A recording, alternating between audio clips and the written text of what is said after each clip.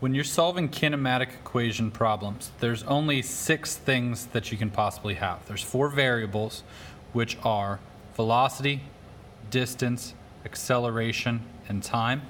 And then there's 2 initial conditions, which are V naught and D naught. Okay, so this is your starting velocity and your starting position. So both of these are at the start, at the beginning, the initial, whatever you want to call it. This velocity and this distance are at the end. Okay, the acceleration that we're dealing with is always going to be constant, so it'll be the same throughout the entire problem.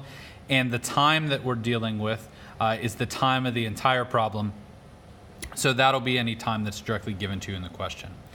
As of right now, the problems that you're dealing with, D naught will always be equal to 0. That value is just a guarantee. Don't have to worry about anything else right now. So really there's 4 variables in 1 initial condition you're dealing with. This value, the time, will always be whatever's given to you in seconds. And this one, the acceleration, will always be what's given to you in meters per second squared or miles per hour squared, anything distance per unit of time squared. This will always be in a distance. These 2 are easy to pick out, distance and time, because then those numbers will always be directly given to you. But sometimes it will seem like there's not enough information in a question. When that's the case, look back at this, and this. Okay? Read the question carefully, reread it, and see, did the object end at rest? Did it come to a stop? If that's true, then this would be equal to 0. If it started at rest, this would be equal to 0. And if the only force acting that's causing an acceleration is gravity, then this is the acceleration of gravity due to free fall, or for an object in free fall, which is that 9.8 meters per second squared, or 32 feet per second squared. So what I'm going to do is I'm going to do a couple questions specifically dealing with ones that have these issues in them. So the first one that I'm going to look at is from worksheet 1, and it's question number 4. So in that question, we can see right here, a man is ice skating. He falls and slides 7.34 meters. He slid for 3.7 seconds before coming to rest. How fast was he going when he fell? So we're going to use that, and the first thing that you're going to write down are the known values. All right, so we can just do this, and I'll use one of the template forms that you have. So the known values that we have, if we read through, we see he falls down and slides 7.34 meters. Well, we know that when you slide 7.34 meters, that's going to be a distance. Okay, that will always be your ending distance, because right now I'm telling you that 0 meters will always be your initial displacement. Okay, every single time right now. Don't worry about anything else. Again, that'll change later, but for right now, it's just always 0. The other thing we know is that he slid for 3.7 seconds. Okay, so T equals 3.7 seconds. And we want to know how fast he was going when he fell. So when he fell is the beginning of the question, so that's actually going to be V naught, my initial velocity, because that's the start of the question. All right, now if we look at this, all we see is D and T. Those are my only 2 variables. So I need to figure out another variable. So remember, I told you, when you don't know something, go back, look at your velocities, look at your acceleration. So first, can we look at the acceleration? As the man sliding across the ice, gravity isn't the only thing slowing him down. The friction with the ice is slowing him down. So that is not 9.8 meters per second squared. But one thing we do know is that he comes to rest at the end of his slide. So we do know that his final velocity is equal to 0 meters per second. So we figure that value out. Now we can go on, because we see D, T, and V are our values. There is acceleration, we just don't know the value of it. So you can't use the constant velocity equation. You need to use the equation that is D equals D naught plus 1/2 V naught plus V times T. Now, the algebra with these can be a little tricky, especially if you don't get rid of the 0 values first. Once you get rid of the 0 values, it becomes pretty simple equations most of the time. So d naught is 0 and v is 0. So d naught goes away, that's 0. V goes away, that's 0. So I'm going to rewrite it. D equals 1/2 v naught t. Now I'm solving for v naught, so I'm going to divide by 1/2 t. So I get d over 1/2 t equals v naught. All right, so that's my equation. I'm just going to plug in the numbers now. So v naught equals d, which is 7.34 meters, divided by the value of 1/2 t. So 1/2 times t, which is 3.7 seconds. When you plug this into your calculator, make sure you put that entire bottom in parentheses, okay? Don't put 1/2 in parentheses and then 3.7 in parentheses. Put the entire bottom in parentheses and just use the multiplication symbol there and you'll get through this. So just to clarify what I'm saying, if you put in 7.34 divided by 0.5, 3.7 in parentheses like this, all right, that you can see down here, the number that comes up will give you 54, which isn't the right answer. That's very significantly different than 7.34 divided by, together, 0.5 times 3.7 in parentheses on the bottom, which is 3.96.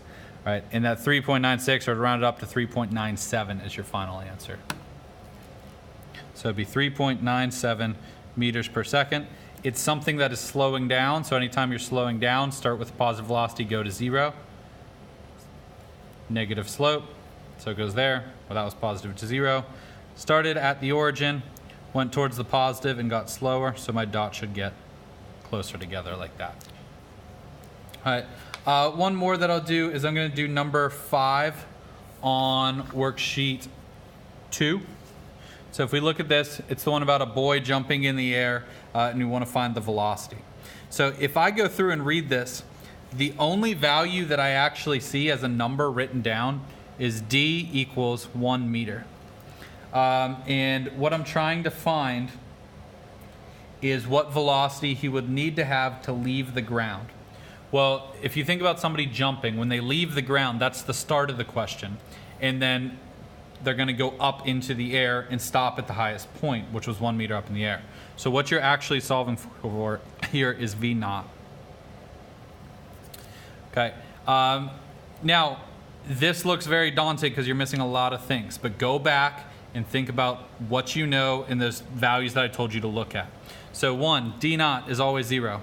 So that helps us. The acceleration that's occurring here is only from gravity. So since the acceleration is only from gravity, my acceleration is equal to 9.8 meters per second squared. And the other thing that I know is I told you to look at when things stop. Well, at the highest point of a jump, you're going to stop. So my final velocity is going to be 0 meters per second. So by filling out and thinking about those other things, now I have all the values that I need. And we can see that meters per second would make the most sense here because everything else is in meters and meters per second squared. So when I look at this, I do not have t. So the equation I'm going to have to use is v squared equals v naught squared plus 2a d minus d naught. Okay, again, algebra looks a little confusing until we get rid of all the things that we can get rid of. V is 0, d naught is 0. So I'm going to rewrite this as 0 equals v naught squared plus 2a d. So if I want to get v naught by itself, I'm going to subtract away 2ad. So I'm going to get v naught squared equals negative 2ad. And then I'm going to take the square root of both sides. So I'd get v naught equals the square root of negative 2ad. So my initial velocity right here, plugging this in, would be equal to the square root of negative 2 times 9.8 meters per second squared times the distance, which is 1 meter. Now, the reason that we have a negative under the square root here is because we didn't actually take everything into full account right now. And that's, you wouldn't lose any points for this. We haven't gone over it. Again, it'll be more important later. I'm not dealing with it much right now. See if I call the ground 0 and I call up in the air 1, I called the positive direction up. But gravity always acts down. So if I called positive up for the position, I need to call positive up as well here. So this acceleration is technically negative. So that's why I'm going to get the velocity that ends up being positive and makes sense. If you got that negative value, that's all right. Don't worry about it. You can just take the square root and get rid of the negative. It wouldn't make any sense there. If you have a question like this on the test, just ask me and I'll help you out with it. I'm not worried about figuring out the directions of this right now. So when you do this though, you'd get the square root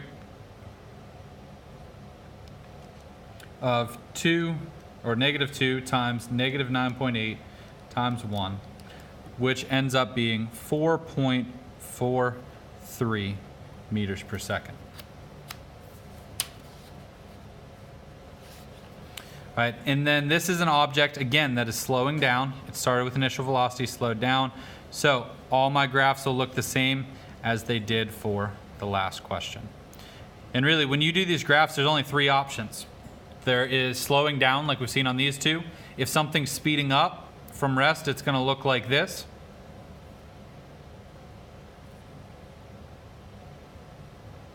And really, the only difference here, this velocity could potentially, if it started with a positive velocity and got faster, it could look like that, but the other graphs would be the same. Same thing down here, this might not stop at the origin. So this is a potential graph, this is a potential set of graphs, and the last one is if you have a constant velocity, you might just see something that looks like this.